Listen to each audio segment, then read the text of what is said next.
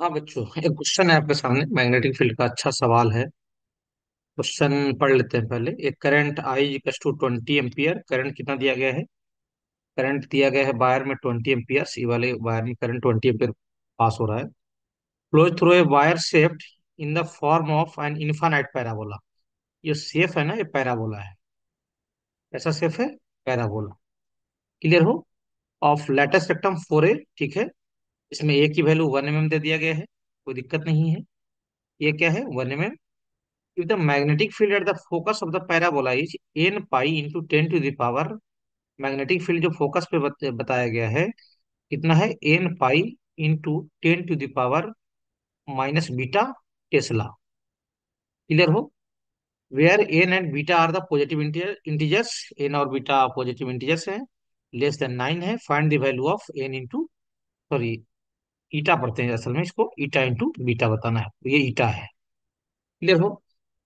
अब सुनिए ध्यान से। ये बी है और ये बीटा है, ये दोनों अलग चीजें हैं। ठीक है। असल में क्वेश्चन को पढ़ लीजिए अच्छे तरीके से। आपको असल में पैराबोला के फोकस पे मैग्नेटिक फील्ड कैलकुलेट करना है। कहाँ पे? पैराबोला के फोकस पे। क्लियर हो? तो ये सवाल को सबसे पहले मैं सजेशन दूंगा, जो नीट वाले बच्चे हैं ना देखें, ज्यादा अच्छे हैं। नीट में दूर दूर तक ये सवाल का नीट से कोई वास्ता नहीं है। जो बच्चे आईआईटी जेईई की तैयारी कर रहे हैं वो इस सवाल को वाच करें, अच्छा सवाल है, कोई दिक्कत नहीं है। असल में अपने को पैराबोला के फोकस पे क्या निकालना है? Magnetic field. फोकस पे क्या निकालना है? Magnetic field. तो सबसे पहले अपने को पैराबोला का पोलर इक्वेशन समझना पड़ेगा। अभी क्वेश्चन बाद में कर लेंगे। सबसे पहले समझे आप इक्वेशन ऑफ पैराबोला। सर क्यों इसमें यू जाएगा, है ना? In polar form. कौन से फॉर्म में? Polar form. उसके बाद अपन सवाल पे आ जाएंगे। सर पोलर फॉर्म का इक्वेशन, पोलर फॉर्म में पैराबोला का इक्वेशन तो टफ इक्वेशन होगा। नहीं, आप देखिए ना, समझ में आ जाएगा, कोई दिक्कत नहीं जाएगा। सुनिए ध्यान से। ये मान लो आपको जो पैराबोला जो दिया हुआ था, पैराबोला कुछ ऐसा था। यही पैराबोला था। हाँ सर। ये अपना स्टैंडर्ड सा पैराबोला है जो अपने मैथ के सिलेबस में पढ़ा जाता है। पैराबोला का इक्वेशन होता है क्या? Y square is equal to क्या? 4ax। यही वाला पैराबोला है। सबसे पहले पैराबोला का अपन पोलर इक्वेशन समझते हैं। ये मान लेते हैं पैराबोला का फोकस है एस। एस क्या है? इसका फोकस है। और इस पे कोई मूवेबल पॉइंट है क्या? पी। क्लियर हो? आपको पता होगा फोकस से वर्टेक्स की दूरी नहीं मालूम है, जान लीजिए ए होती है। कितनी होती है? ए। और एक पीछे में होता है डायरेक्ट्रिक्स। क्या होता है? डायरेक्ट्रिक्स। ये भी वर्टेक्स से कितना दूरी पे होता है? ए दूरी पे होता है। क्लियर हो? अच्छा, ये पॉइंट से डायरेक्ट्रिक्स पे परपेंडिकुलर डाल देते हैं। और आपको पैराबोला का प्रॉपर्टी मालूम होना चाहिए, अब मैथ के स्टूडेंट रहे होंगे तो आपको पैराबोला का प्रॉपर्टी मालूम होगा कि पैराबोला में, इन पैराबोला, है ना, distance of focus from any moving point on the parabola and perpendicular distance, perpendicular distance of क्या?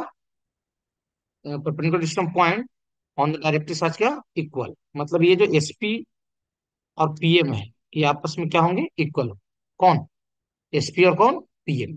ये वाला दूरी और ये वाला दूरी कौन सा? मैं आपको ब्लैक से बता रहा हूँ। ये देखो, ये डिस्टेंस और ये डिस्टेंस दोनों आपस में क्या होंगे? इक्वल होंगे। कौन? एसपी और क्या?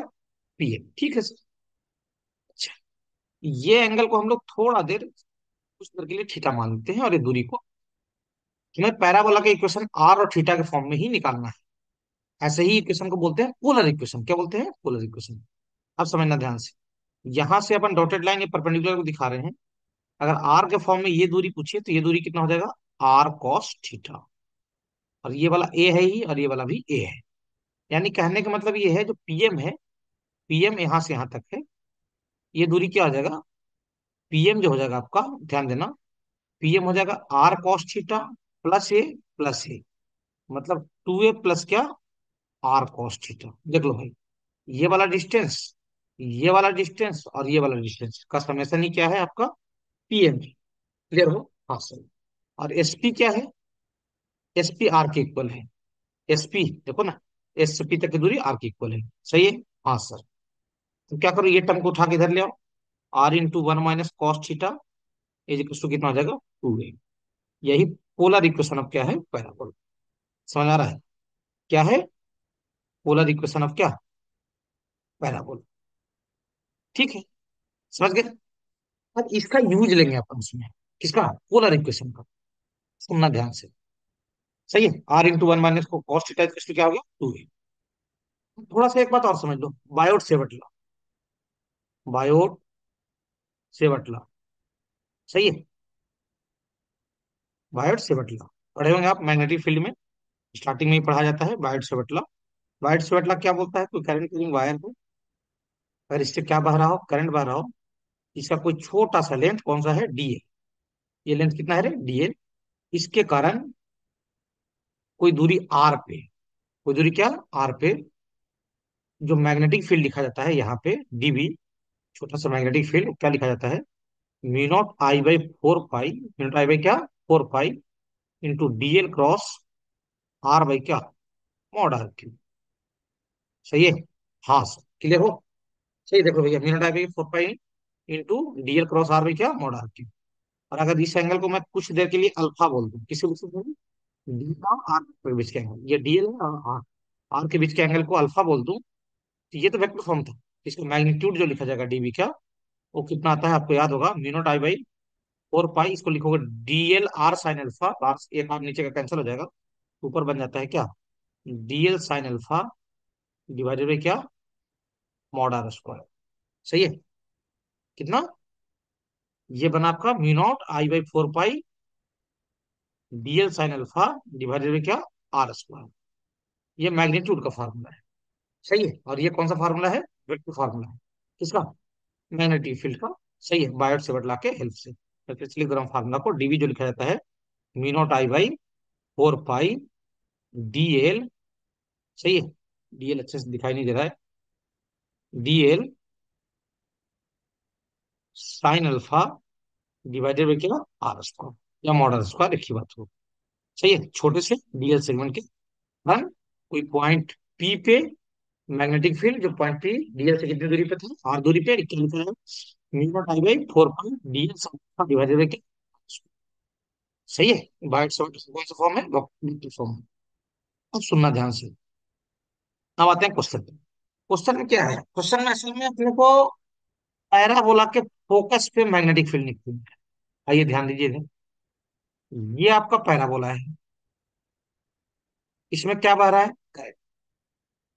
क्या बह रहा है इसमें, करंट। क्लियर हो, किसमें, पैराबोला, इन्फानाइट से करंट आया है और कहाँ तक चला गया है, इन्फानाइट तक चला गया है, और ये आपका फोकस है। क्लियर हो, हाँ सर। सुनना ध्यान से।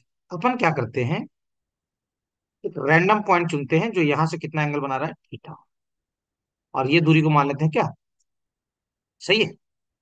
अब मान लेते हैं कि ये जो रैंडम जो आप पॉइंट लिए हो, यहां से एक पैराबोला को छोटा सा एक सेगमेंट मान लेते हैं, जिसका लेंथ क्या है, डीएल, और ये कितना एंगल से प्रेजेंट कर रहा है यहाँ पे, डी थीटा।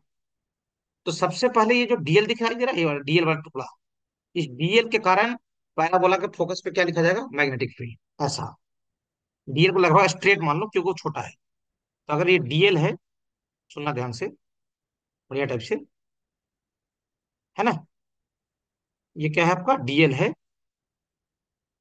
ऐसा लेंथ, लेंथ क्या है ये वाला, डीएल है, और ये दूरी क्या है, आर, और ये दूरी भी लगभग कितना माना जाएगा, आर ही माना जाएगा, क्योंकि ये ज्यादा एंगल नहीं है, डी थीटा है, और ये क्या है, टी थीटा। सही है। अच्छा, डीएल और आर वेक्टर, आर वेक्टर कैसे बनाओगे, आर वेक्टर उधर लिया जाता है जिधर मैग्नेटिक फील्ड निकालना रहता है, मैग्नेटिक फील्ड तो अपने को यहीं भी निकालना है, तो इधर आर वेक्टर का डायरेक्शन लिया जाएगा, इसके तरफ, फोकस की तरफ।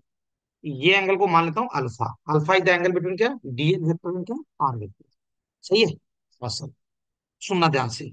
यहां से यहां ना अपन एक परपेंडिकुलर ड्रॉप कर लेते हैं, और ये जो रेड वाली दूरी है ना, ये कितना आ जाएगा, डीएल साइन अल्फा आएगा। हाँ सर, सुनना ध्यान से, ज्योमेट्री यूज होगा यहाँ पे। और अगर ये ट्राइंगल दिखाई दे रहा है आपको, ये वाला, अगर इसमें लिखूं डी थीटा या फिर साइन डी थीटा, ये वाले, क्या लिखूंगा सर, ये सब यूज होगा आगे, इसलिए मैं अभी निकाल दे रहा हूँ। साइन डी थीटा क्या आ जाएगा, ये वाला परपेंडिकुलर, ये परपेंडिकुलर, ये वाला अपॉन ये वाला क्या, हाइपोटेनियस। तो हाइपोटेनियस कितना है भाई साहब, सॉरी, ये वाला डीएल साइन अल्फा परपेंडिकुलर हो गया, और हाइपोटेनियस कितना है आपका, सही है, एंगल बहुत छोटा है, तो साइन डी थीटा को क्या लिखा जाएगा, साइन डी थीटा को लगभग क्या लिख दिया जाएगा, डी थीटा। समझ आ रहा है? छोटे एंगल के लिए साइन थीटा को थीटा लिखा जाता है। तो यहाँ से इसको लिख दूंगा डी थीटा इजिकल्स टू क्या आ जाएगा, DL sine alpha divided by क्या, आर। यानी डीएल साइन अल्फा की जो वैल्यू आ गया वो कितना आ गया, आर डी थीटा। सर ऐसा क्यों कर रहे हो आप, मुझे थोड़ी सा समझ में आएगा ऐसे डाटा मैं क्यों लिख रहा हूँ। सही है, मतलब डीएल साइन अल्फा कितना आ गया, आर डी थीटा। अब सुनना ध्यान से, अगले स्लाइड। ये आपका था डीएल वेक्टर, ऐसा। डीएल को थोड़ा सा जूम कर दे रहा हूं मैं, लगभग उसको स्ट्रेट मान लेंगे डीएल को। ये आपका क्या था, डीएल वेक्टर। और यहां से ठीक आर दूरी पे अपने क्या लिखना था, मैग्नेटिक फील्ड कहाँ पे, फोकस पे। सही है, और ये वाला एंगल आपने क्या माना था, अल्फा। निकाल लो देखो, ये डीएल वेक्टर था, ये वाला एंगल आपने अल्फा माना। और यहाँ से ठीक आर दूरी, यहाँ पे क्या लिखना है अपने को, मैग्नेटिक फील्ड। तो मैग्नेटिक फील्ड का मैग्नीट्यूड बता दीजिए।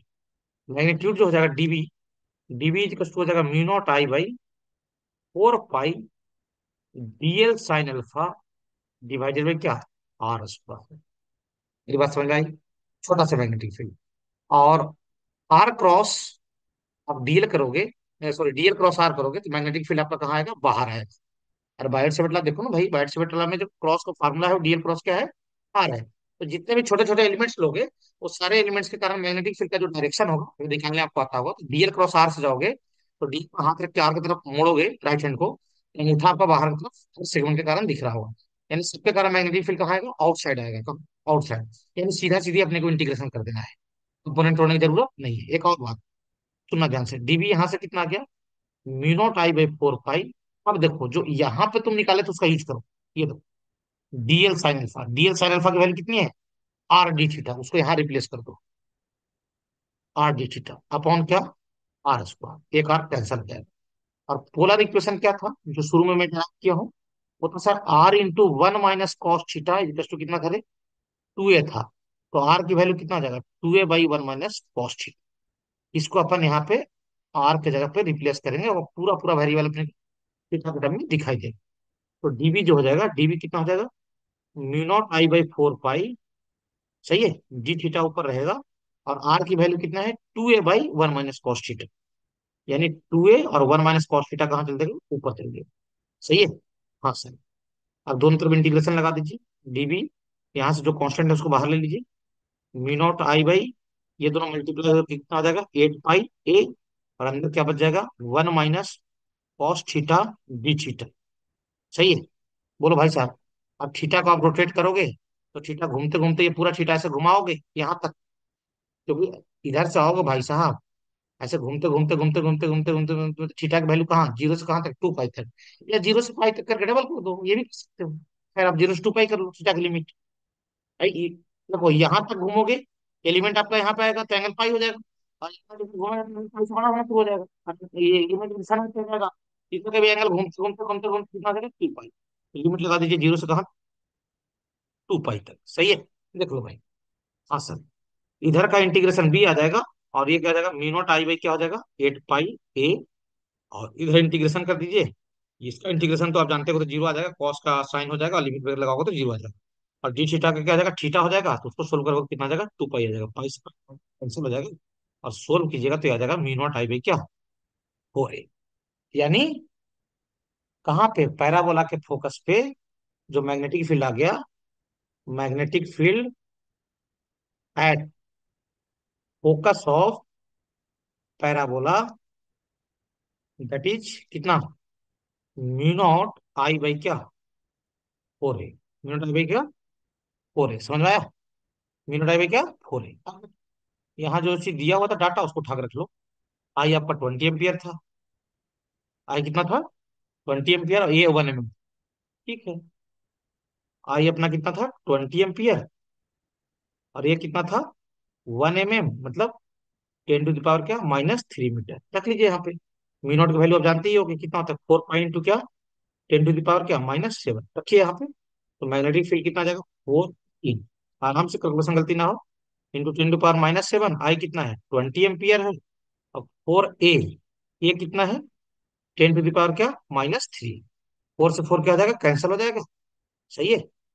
अब सुनना ध्यान से, ये देखो, ये 10 पे पावर -3 और 10 पे पावर -7, इनको सोल्व करो तो आ जाएगा 10 पे पावर क्या, -4 आएगा, और एक 10 यहाँ से, तो 10⁻⁻4 और 10 मल्टीप्लाई होगा, 10 पावर क्या आ जाएगा, -3 हो जाएगा। ये 2 pi into 10 to the power क्या हो जाएगा, -3। देख लो, ये 2 यहाँ पे इन्वॉल्व हो गया, और ये उनके साथ इन्वॉल्व हो गया, पावरों के साथ, है ना। 10⁻⁻6 डिवाइडेड बाई 10⁻⁻3, 10⁻⁻3 हो जाएगा। इसी को क्या लिखा जा रहा है, वो क्वेश्चन वाला क्या लिख रहा है इसको, इसको लिख रहा है क्वेश्चन वाला eta pi into 10 to the power क्या, -बीटा। इसको क्या लिखा जा रहा है, eta pi into 10 to the power क्या, -बीटा। कंपेयर कर लीजिए, ईटा की वैल्यू कितना हो जाएगा, 2 हो जाएगा, और बीटा की वैल्यू कितना हो जाएगा, 3 हो जाएगा। आपसे शायद ईटा इंटू बीटा पूछा गया है, दोनों को प्रोडक्ट कितना आ जाएगा, आंसर 6 आ जाएगा। देख लीजिए, दोनों को प्रोडक्ट ही पूछा गया है ना, देख लो प्रोडक्ट है कि समस्या है, देख लो भाई। वाह, हाँ प्रोडक्ट ही पूछा गया, तो आंसर क्या आ जाएगा, 6 आ जाएगा।